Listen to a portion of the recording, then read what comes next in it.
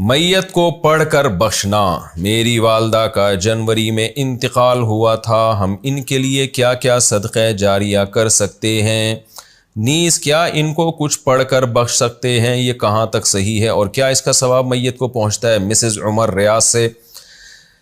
قرآن کی تلاوت وغیرہ پڑھ کے میت کو ثواب پہنچانا، جس کو ایصال ثواب کہتے ہیں، اس میں یہ اختلافی مسئلہ ہے۔ احناف کے ہاں یہ جائز ہے، بعض فقہا اس کی حقیقت کے قائل نہیں ہے۔ تو انسان کو ایک فقہ کو فالو کرنا چاہیے اور دوسرے فقہا کا بھی احترام کرنا چاہیے۔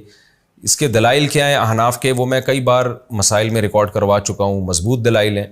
لیکن اتنی بات تو بہرحال ثابت ہے کہ اتفاقی چیز کیا ہے، وہ یہ ہے کہ پیسوں کا صدقہ کیا جائے۔ اس میں تمام فقہا کا اتفاق ہے کہ اس کا ثواب میت کو، جو بھی یعنی معتد بھی فقہا ہیں جو ان کا اتفاق ہے کہ اگر آپ پیسے صدقہ کرتے ہیں یا کوئی کنواں کھدوا دیتے ہیں یا کوئی اور صدقہ جاریہ کا انتظام کرتے ہیں تو اس کا ثواب تو بہرحال یقینی پہنچتا ہے۔ اور حدیث میں بھی یہ چیز منصوص ہے۔ نبی صلی اللہ علیہ وسلم سے ایک صحابیہ نے پوچھا میں اپنی ماں کی طرف سے صدقہ کرنا چاہتی ہوں، افاتصدق عنہا ان امی توفیت عنی، میری ماں کا انتقال ہو گیا ہے، افاتصدق عنہا، کیا میں ان کی طرف سے صدقہ کروں؟ آپ نے فرمایا ہاں۔ تو اس لیے زیادہ فوکس جس چیز کو کرنا چاہیے وہ ہے پیسے صدقہ کریں اپنی والدہ کے لیے، اور کوئی مدرسہ بنا دیں، مسجد بنا دیں، یا مسجد میں تعاون کر دیں، یا مدرسے میں تعاون کر دیں، یا یتیم خانے میں تعاون کر دیں۔ اس طرح سے کوئی بھی صدقہ جاریہ ہو، یا ویسے ہی کوئی صدقہ کسی غریب کی مدد، اور دل میں نیت کر لیں کہ اس کا ثواب میری والدہ کو پہنچے، تو یہ انشاءاللہ آپ کی والدہ کو ثواب پہنچے گا۔ میں بھی دل سے دعا کرتا ہوں اللہ تعالیٰ آپ کی والدہ کی مغفرت فرمائے اور ان کے درجات کو بلند کرے۔ قرآن بخشنے کا طریقہ کیا ہے؟ قرآن مجید بخشنے کا صحیح طریقہ کیا ہے؟ کہتے ہیں کہ پہلے الحمد شریف پڑھے گا، پھر حمد و ثنا کرے گا، پھر تینوں قل پڑھے، پھر اس کے یہ کہے کہ اس کا ثواب ہمارے نبی صلی اللہ علیہ وسلم کو اور اس کے بعد حضرت آدم سے لے کر قیامت تک آنے والے تمام انسانوں کو پہنچائے، پھر آخر میں جس کے لیے قرآن پڑھا گیا اس کا نام لے کر بخش دے۔ کیا یہ طریقہ صحیح ہے؟ آفرین انڈیا سے۔ دیکھیں، قرآن بخشنے کا کوئی مخصوص طریقہ صحابہ سے ثابت نہیں ہے، صرف اتنا ثابت ہے کہ نبی صلی اللہ علیہ وسلم نے صدقہ کرنے کا حکم دیا ایک صحابیہ کو کہ وہ اپنی ماں کے لیے صدقہ کریں۔ تو اس سے علماء نے استدلال کیا کہ صدقہ بھی ایک نیکی ہے، تو کوئی بھی نیکی کسی کے لیے بھی کی جا سکتی ہے۔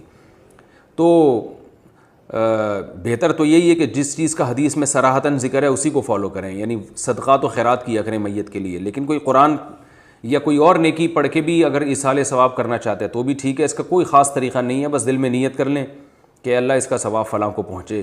باقی یہ جو کہا جاتا ہے پہلے الحمد شریف پھر فلاں، پھر یہ اس کا کوئی ثبوت نہیں ہے۔ کوئی بھی نیکی کسی بھی طریقے سے کی جا سکتی ہے اور دل میں یہ دعا کی جا سکتی ہے اللہ اس کا ثواب فلاں کو پہنچا دے۔ رہا یہ مسئلہ کہ اتنے ساروں کو پہنچا دے، آدم علیہ السلام سے لے کر فلاں لوگوں تک، پھر تمام پیغمبروں تک، صحابہ تک، تو یہ بھی جائز ہے کیونکہ ناجائز ہونے کی کوئی دلیل نہیں ہے۔ لیکن اس میں علماء کی دو رائے ہیں۔ بعض علماء یہ کہتے ہیں کہ ثواب تقسیم ہو کے پہنچتا ہے، تو جتنے لوگوں کو شامل کریں گے ثواب ڈیوائڈ ہو جائے گا، اور بعض کی رائے یہ نہیں کہ نہیں تقسیم نہیں ہوتا بلکہ ہر ایک کو پورا پہنچتا ہے۔ تو ان میں سے کسی بھی مسلک پہ کوئی مضبوط قرآن و سنت سے دلیل کسی کے پاس نہیں ہے کہ اللہ کی رحمت سے امید کی جا سکتی ہے کہ اللہ سب کو سارا ہی ثواب پہنچا دیں، اللہ چاہیں تو ڈیوائڈ کر کے پہنچا دیں۔ تو اس لیے کوئی ایسا خاص طریقہ نہیں ہے، جس طرح سے چاہیں کر لیں آپ۔ میرا جو اپنا معمول ہے، میں تو یہی کرتا ہوں کہ ایک تو صدقات و خیرات کو فوکس کرتا ہوں، جو میرا جو معمول ہے کہ جو میت کے لیے جو حدیث میں جو چیز منصوص ہے، جو متفق علیہ، اور اگر قرآن پڑھ کے کرنا چاہیں تو دل میں بس اتنی نیت کہ سورہ فاتحہ پڑھی یا کوئی بھی سورت پڑھ لی، اللہ اس کا ثواب فلاں کو پہنچے، تو سب طریقے ٹھیک ہیں۔ جنازے کے سامنے قرآن پڑھنے کی حقیقت۔ جنازے کے سامنے جو لوگ قرآن پڑھتے ہیں یا سورہ یاسین پڑھتے ہیں، کیا یہ عمل حدیث سے ثابت ہے یا بدعت ہے؟ عبدالصمد صاحب نے انڈیا سے پوچھا ہے۔ جنازے کے سامنے اسپیشل جنازے کی وجہ سے قرآن پڑھنا یا سورہ یاسین پڑھنا میرے علم میں ایسی کوئی حدیث نہیں ہے، تو اور جب تک جنازے کو نہلایا نہ گیا ہو تو اس کے سامنے تلاوت کرنے کو فقہا نے غلط لکھا ہے، ناجائز لکھا ہے۔ تو جب تک جنازے کو نہلایا نہ جائے تو پھر نہلانے کے بعد آپ اس کے سامنے قرآن پڑھ سکتے ہیں، لیکن کوئی سنت عمل نہیں ہے۔ ہوتا یہ ہے کہ جب جنازے کو نہلا کے لایا جاتا ہے، گھر میں رکھا جاتا ہے، تو جب تک یعنی نماز جنازہ کے لیے لوگ جمع نہیں ہوتے، میت کو گھر میں رکھا جاتا ہے، تو اس دوران علماء یہ کہتے ہیں کہ اس کے پاس بیٹھ کے قرآن کی تلاوت کریں۔ وہ اس لیے کہتے ہیں کہ ورنہ اگر تلاوت نہیں کریں گے تو ادھر ادھر کی فضول باتیں کرنا شروع کر دیں گے، لوگ غیبتیں بھی شروع کر دیتے ہیں۔ اب جنازہ رکھا ہوا ہے تو بہتر ہے نا کہ اللہ کو یاد کیا جائے, اللہ کا ذکر کیا جائے, آخرت کی یاد کو تازہ کیا جائے. تو علماء اس لیے کہتے ہیں کہ وہاں بیٹھ کے قرآن پڑھ لو یا سورہ اخلاص پڑھ لو, سورہ یاسین پڑھ لو, کوئی بھی سورت پڑھ لو, تاکہ آپ فضول چیزوں میں اپنا ٹائم برباد نہ کریں. اس وجہ سے کہا جاتا ہے. اور اس میں پھر جنازے کی میت کے ایصال ثواب کی نیت بھی کی جا سکتی ہے, کیونکہ اس میں بہرحال فقہاء کا اختلاف ہے کہ میت کے لیے قرآن پڑھنا جائز ہے یا نہیں ہے. اور صدقے کے بارے میں تو ہمیں حدیث ملتی ہے کہ آپ صلی اللہ علیہ وسلم سے صحابیہ نے پوچھا فاتصدق عنہا, میری ماں کا انتقال ہو گیا, میں صدقہ کروں؟ آپ نے فرمایا ہاں. تو جمہور علماء نے اس سے استدلال کیا کہ جب صدقہ بھی ایک نیکی ہے تو وہ نیکی پہنچائی جا سکتی ہے میت کو, تو اس میں ایک علامت بیان کی ہے کہ کوئی بھی نیک عمل پہنچایا جا سکتا ہے. تو قرآن کی تلاوت بھی نیک عمل ہے. بعض فقہا کہتے ہیں کہ نہیں, صدقہ تو جائز ہے کیونکہ حدیث میں صدقے کا ذکر ہے, تلاوت کا ذکر نہیں ہے, لہذا تلاوت جائز نہیں. تو اختلاف رائے ہے اس میں. بر صغیر میں چونکہ فقہ حنفی کو فالو کیا جاتا ہے, اور میری رائے میں فقہ حنفی کی دلیل بہت مضبوط ہے, کیونکہ احادیث میں آپ صلی اللہ علیہ وسلم نے ہمیشہ اصول یہ رہا ہے کہ جزئیے کے ضمن میں کلیات سکھائے جاتے ہیں. جیسے قرآن میں آتا ہے نا لا تقل لہما اف, ماں باپ کو اف مت کرو, تو یہ ایک مثال ہے, مطلب یہ کہ تکلیف نہ دو. تو اسی طرح جو حدیث میں آتا ہے صدقہ کر سکتے ہو میت کے لیے, تو ایک مثال ہے, مطلب یہ کہ کوئی بھی نیکی کی جا سکتی ہے.